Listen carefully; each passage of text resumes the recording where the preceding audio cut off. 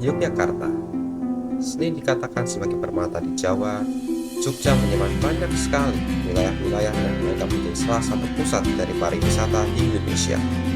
Hal ini tidak lepas dari Jogja yang mendapatkan status menjadi salah satu tempat yang paling bersejarah, memiliki kandungan budaya yang paling tinggi, serta bagaimana Jogja mampu mengolah pariwisata tersebut menjadi sesuatu yang dapat dinikmati semua orang.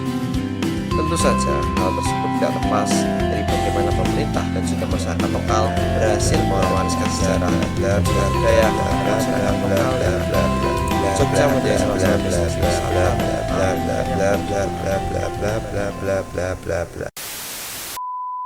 Baik, kita bicarakan sebentar. Jika misalnya ada orang mengatakan dia akan pergi ke Jogja, dia mesti pergi ke keraton, alun-alun, Taman Sari, atau kalau misalnya dia mencari sesuatu, dia mesti cari batik, gudeg, lurik. Ya kita semua orang tahu lah, orang-orang mesti bilang, oh kamu masih dari Jogja, kamu habis dari alun-alun kan, kamu habis dari keraton kan. Ya semua orang bakal tahu, semua orang bakal bosan. Tapi ada satu tempat di Yogyakarta yang nggak semua orang tahu dan cuma ada 3 yang saya bisa kasih tahu. Pertama, nerd aviasi. Kedua, pelajar yang studi tour. Dan ketiga, warga lokal sini doang. Mau tahu tempatnya apa?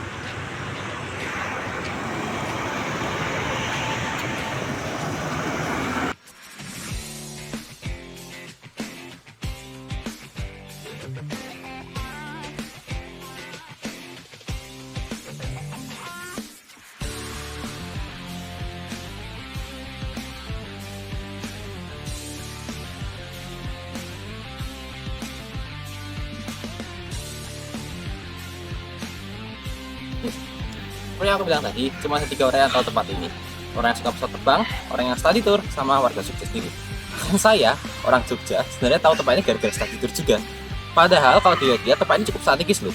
Lokasinya berada di Kompleks Blok O, tepat di dalam Kompleks Adi Sucipto, tepat berada di bagian timur dari Ring Road. Jadi kalau misalnya mau akses langsung menggunakan mobil, bus, atau bahkan motor, gampang banget.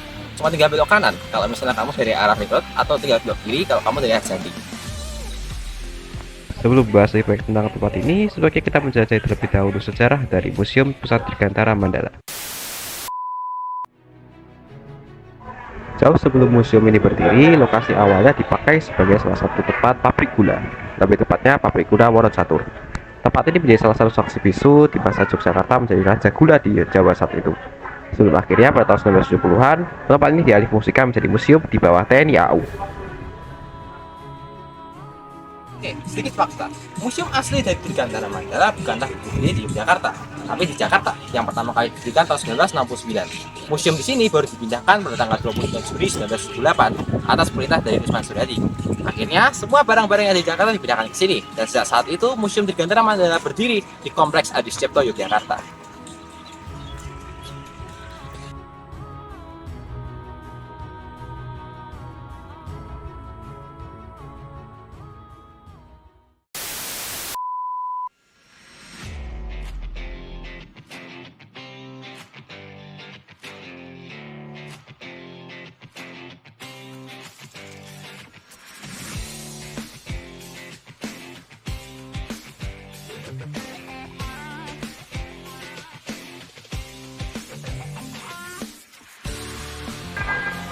Oke, jadi kita ada berarti di ruangan pertama. Ruangan ini kurang lebih memberikan isi ataupun sejarah dari TNI AU, terlebih dari awal mereka membangun kekuatan hingga beberapa penjelasan-penjelasan mengenai Kasaud, lalu ada sejarah-sejarah peran-peran dari TNI Angkatan Udara. Ya, ini juga adalah salah satu hasil dari renovasi bangunan museum yang akhir-akhir ini baru saja dilaksanakan, dan jujur saja hasilnya cukup memuaskan.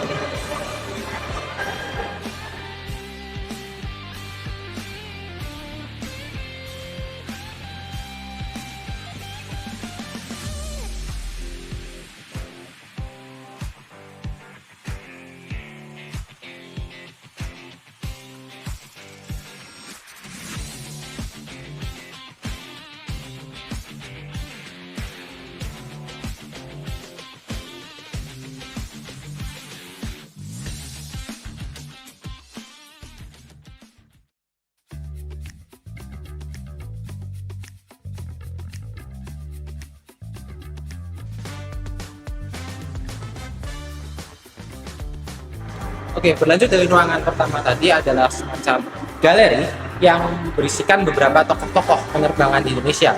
Mulai dari pertama ada Kapten Udara Mulyono hingga ujungnya berada di Kapten Udara Leo Batimena.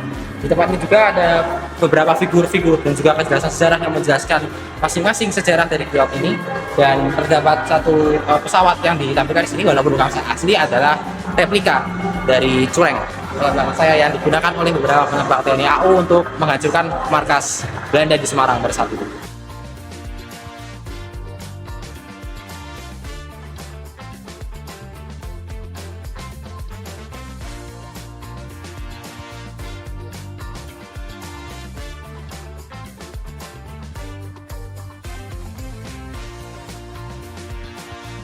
Selepas area galeri, terdapat beberapa tempat pamer lagi yang memamerkan barang-barang peninggalan dari tokoh-tokoh penerbang Angkatan Udara, misal dari Adi Sucipto maupun dari Abdurrahman Saleh.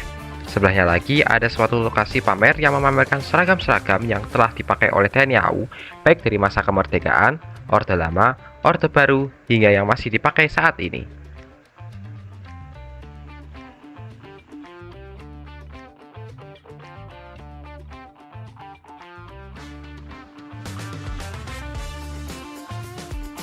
Oke, setelah dari area tadi adalah ruangan lagi.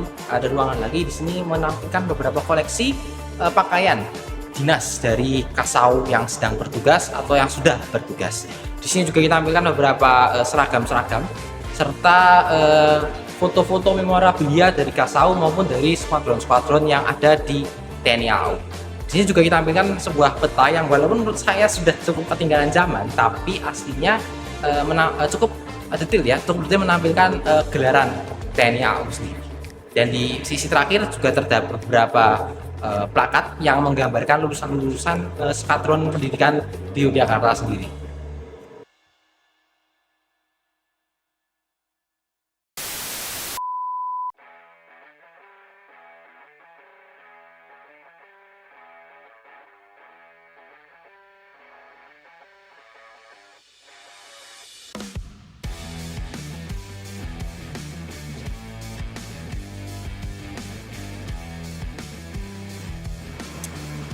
Tempat selanjutnya yang menjadi inti dari museum ini adalah hanggar utama.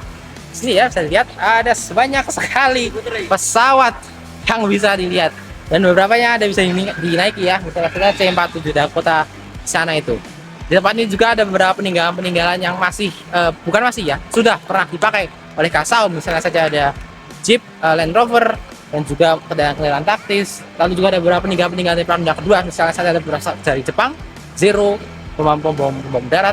Lalu juga ada satu peninggalan yang cukup penting dalam sejarah TNI AU, yaitu sisa bangkai dari VT-CLA, pesawat yang diterbangkan oleh Komodo Adi Sucipto dan Halim Perdana Kusuma yang dijatuhkan di Ngoto, Bantul. Dan ini menjadi salah satu tonggak utama dalam sejarah penerbangan Indonesia, karena itu juga menjadi salah satu alasan kenapa banyak sekali Komodo Indonesia yang hilang selama masa proklamasi dan juga pasca kemerdekaan.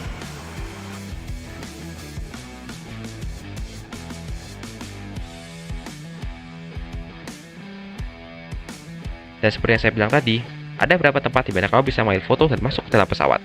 Akan tetapi, jangan lupa untuk menaati SOP dan juga peraturan yang berlaku.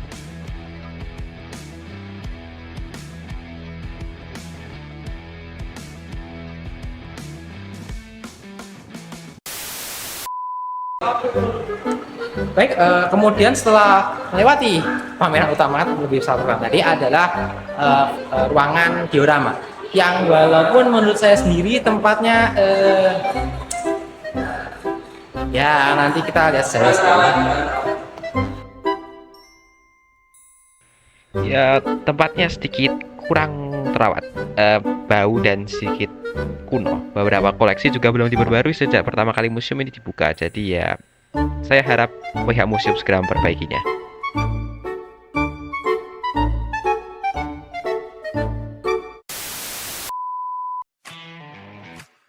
Bagian terakhir dari museum adalah ruang terbuka hijau yang berada di sekitaran lingkungan museum. Tempat ini selain menyimpan pesawat-pesawat yang dipajang di luar, juga menjadi salah satu tempat rekreasi paling populer di kota Jogja. kalau misalnya kalian sudah capek, kalian bisa keluar, duduk-duduk, makan di ruang terbuka hijau.